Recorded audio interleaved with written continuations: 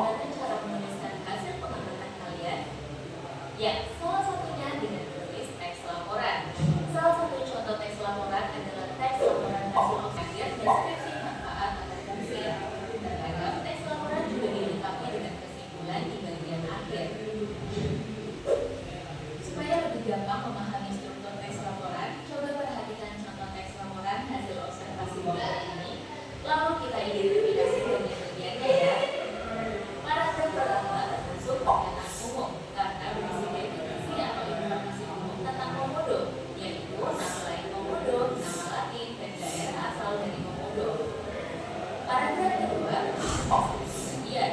Penjelasan singkat tentang teks laporan observasi. Setelah ini Ustazah akan bagi kalian menjadi 3 kelompok. Jadi setiap kelompok ada 5 anak. Kemudian membuat teks laporan observasi sesuai dengan yang Ustazah tayangkan. Ya, paham semua? Ya, sekarang dibagi kelompoknya 5-5. Berulang. Ini dia yang berulang.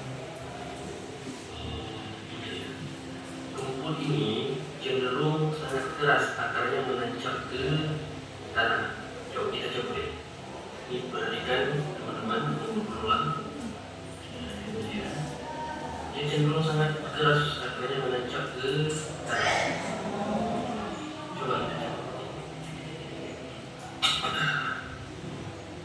Dia enggak terus sampai ke akarnya teman-teman. Dia hanya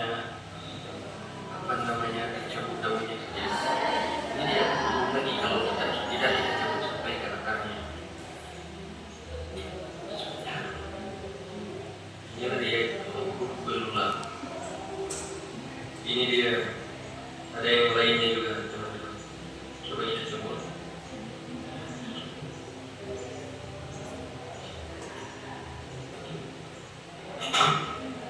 Ini dia baru bisa terjebak sampai ke akarnya, tapi sangat susah bisa jebaknya. Selanjutnya